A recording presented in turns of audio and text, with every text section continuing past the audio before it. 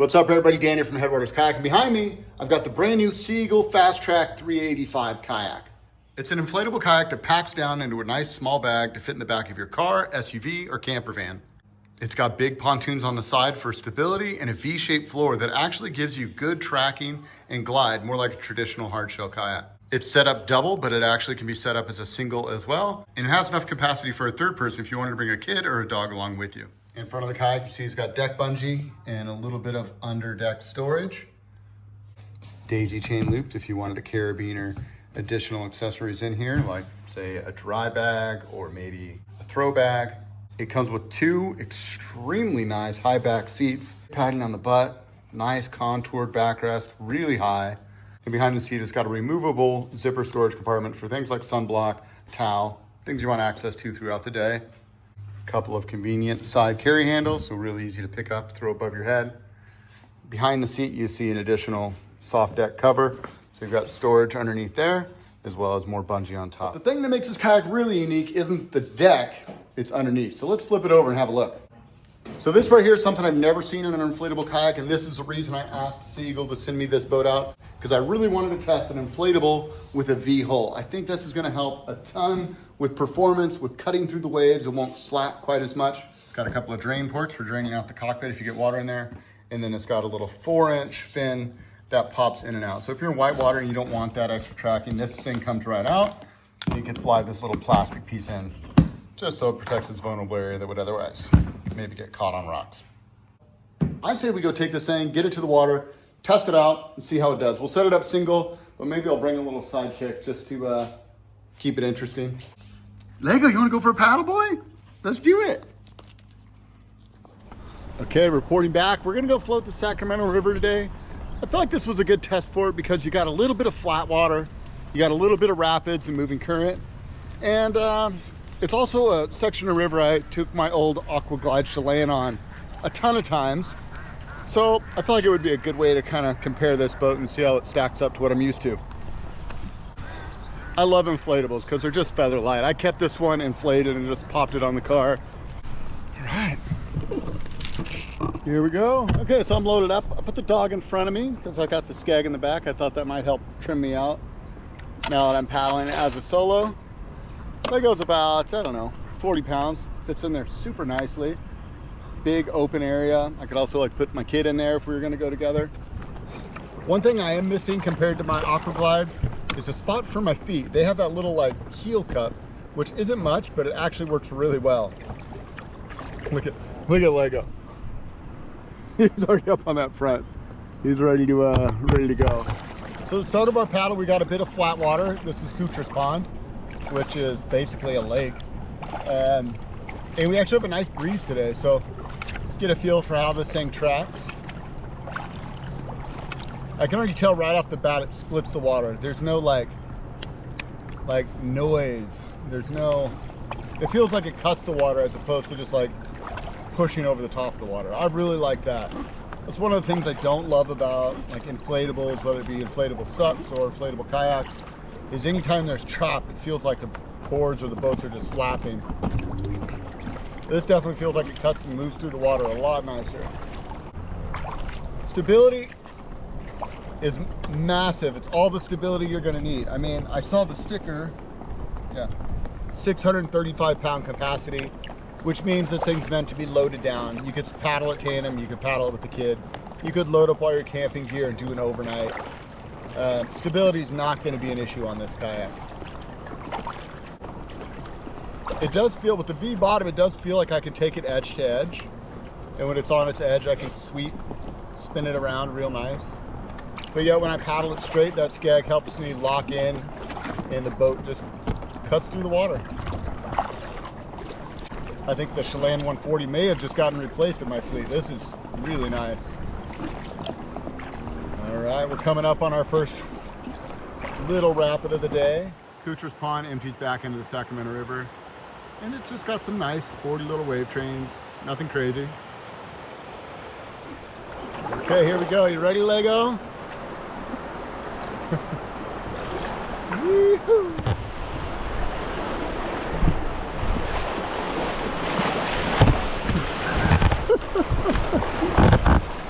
There he goes. I knew he'd sit down once he got a little splash of water on him. Good boy, you're a good boy. That wasn't so bad, right? You're like, Dad, what are you talking about? That was terrible, I got wet. One of the things that makes Lego such a good kayaking dog is that he hates the water. He's not gonna jump in the water. He's not gonna chase a goose. He's gonna stay real low and in the boat, just like you saw him do there. How cute was that? All right, well, first wave, got a little water in. Should I try to hit this little purge valve? See how it goes? See if it lets any water out. I think if anything, it lets water in. I have the same problem in my Chelan, is they say it's like a scupper, a self-draining valve, but the boat has to ride at a certain height. And basically, if you open that valve, there's gonna be this much water in your boat. So that was our biggest rapid of the day. We took a little bit of water in, no big deal. We'll probably find a little shoal at some point here and we'll empty it out. But I handled the waves great. There was definitely no stress going through there. I didn't even have to think about it. Maybe a little stress for Lego, but not for me. Let's pop over, right? I like the little paddle park up front. When I can get to where I'm going, I just park my paddle right in here.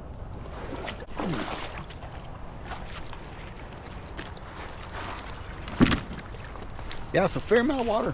Fair amount of water going in there. Let's empty this thing out. Okay, come on, boy, let him up. Good dog. How's this for a little MacGyver ingenuity? Just put a cam strap there as a little foot plate. Just a spot to like get me to kind of connect to the boat a little bit more.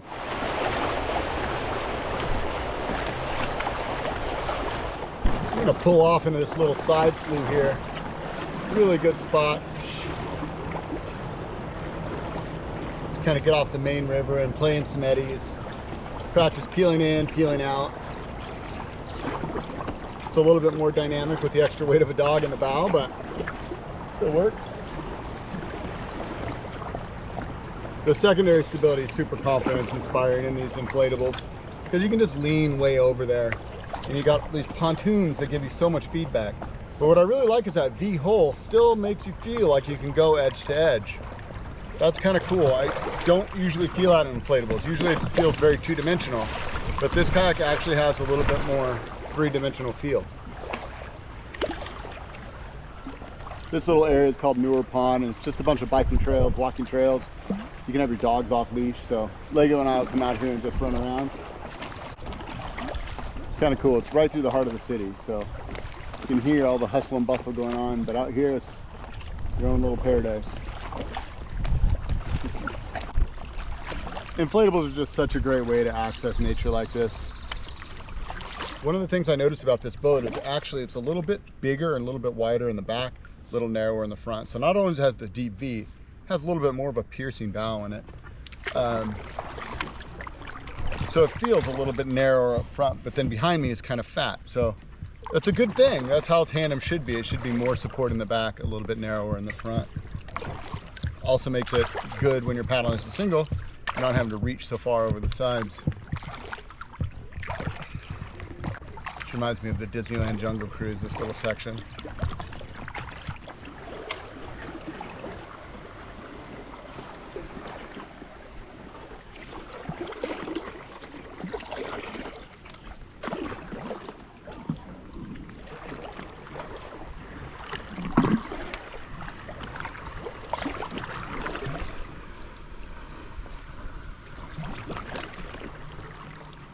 I love having Lego with me, and so often these days I'm paddling longer boats and sea kayaks, so he doesn't get to go as much.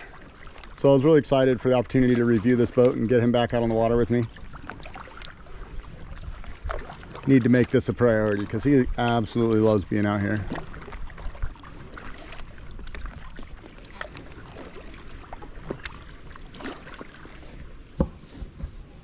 So as you guys know, an inflatable is not my main craft. But they still have a place in our life and in our quiver. I mean, we still use inflatables several times a year, especially camping trips or adventures where maybe we're not necessarily taking kayaks. It's not about kayaking, but we still want to have a boat. Oh my God, Dan. Jeez. Sorry, Lego. A lot of times if I'm taking people on the river for the first time, I put them in an inflatable. Or if I'm going out with my wife or my kids and we just want, you know, the ease of a shuttle run. You know, my car has all the racks on it. Ashley's car doesn't, but we'll take the inflatables and just use her car to shuttle back up.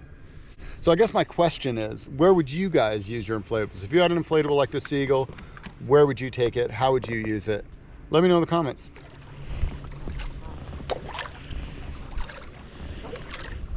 Just because I know you guys are going to ask. I've pulled up the Seagull website, which is really phenomenal, by the way. There's so much good information on here. But I'm going to give you all the specifications. So it's a 2-seater, obviously can be paddled solo, has enough of a capacity to add a third person or a dog. 31 pounds, which that's the craziest part about it. You get this big, stable, sit on top type kayak at 31 pounds. 12 foot, 8 inches long. Width is 3 feet. Interior dimensions are 11 foot 9 by 18 inches. Deflated, this thing is tiny. It's 30 by 17 inches by 11 inches. When it came in the box, I'm like, how does that thing have 2 paddles, 2 seats, and a whole inflatable kayak? It does. It packs down really small, and I really like how the bag works because it kind of folds open. It makes it easy to roll it up and then just sort of cinch it down, as opposed to trying to fit it into a backpack. You know, I guess there's pros and cons to each style, but for me, as someone who doesn't, you know, there's nothing worse than having that tent that you can't put back in the bag, or having that inflatable. It's just, you have to wrestle to get it back into its tidy little kit. This thing is just fold it open, a couple of flaps, cinch it down. I really like that. Setup time, 7 minutes. I can vouch for that. I unrolled it, blew it up, and it was ready to go in no time flat. And that was pumping it by hand. I will say it's a little work pumping it by hand. I love the inflatable pumps where you just set the PSI, hook it up to the car battery, and away it goes. We already mentioned that 635 pound capacity, which is crazy. It's got a port on each pontoon, and then obviously the drop stitch floor. PSI on the floor, I believe it goes to 10 PSI, and the side pontoons are only 3 PSI. This is the interesting thing, and I noticed this when I had the kayak flipped over, was just how many seams and how many welded spots. It's like extra reinforced, especially on the high wear areas like the V keel up front. Welded with quadruple overlapping superior glued finish. All that to say is it's really well made, heavy duty, welded over itself. Seagull's always been known for making very heavy duty inflatable kayaks. It's denier woven reinforced PVC, so this is a PVC material. Let's see, removable drop stitch floor, speed 2 to 5 miles an hour. Now 5 miles an hour with 2 paddlers, I would love to test it out. It seems a little bit like you'd be working hard to get this thing at 5 miles an hour. A little 12-foot inflatable at 3 feet wide. I don't know about that. And the last thing is the price at $11.99, which I feel like is a pretty good value for how well this thing is made. Kind of comparing it to what you'd get in a polyethylene sit on top. You know, this is quite a bit lighter than a poly sit on top. It paddles just about the same, if not maybe a little better. I mean, my daughter and I have taken the Feel Free Gemini down the river a few times, and honestly, I don't notice too much of a difference. I think this thing paddles just as good. Enough of the tech talk, let's go hit some more rapids. Ready, good? On the pontoon, how's that gonna go for you?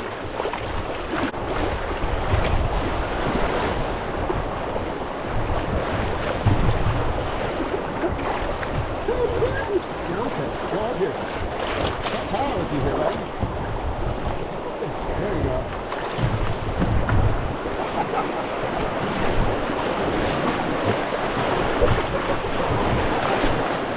Oh, there you go. You poor guy. Oh man, so funny. You did it. You're through it. That's it.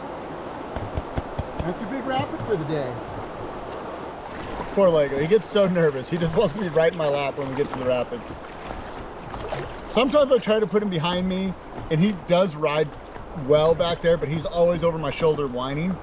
He does better in the front, but anytime it gets scary for him, he wants to be right here, right in the lap. So I know we touched on it a little bit, but who is the kayak right for? I think it's right for somebody that's got, Lego, your face. Nobody wants to see you drool, man. I think it's right for somebody who's got space issues. So if you've got a small car, or you're not gonna lift a kayak up on your car, or it's you and somebody else and you want that lightweight tandem but still have good performance, perfect boat for that situation. People that have storage issues, you know, a lot of us don't have a big garage or a side yard we can cover a kayak in. So if you got storage issues, an inflatable is a good way to go. Now that I have the Seagull in my fleet, they were nice enough to send me this one out to review for a while. I'm going to take it to all sorts of places and get it in all sorts of conditions. And I'm going to follow up with you guys with a long-term review after I've been in it for about 6 months. If you have any questions on the boat in general, please do me a favor and leave those in the comments below. I'd love to talk more about it. Or if you've got experience with the boat yourself, that's always helpful to leave those comments in the comment section. Because let's be honest, if you own this boat, you're probably paddling it more than I am, 3 or 4 times a year. So your feedback is welcome and appreciated. All right, we made it to the takeout. Nobody's happier than Lego. Thanks so much for paddling with us today, you guys. Until next time, this is Dan wishing you happy paddling. We'll see you on the next one.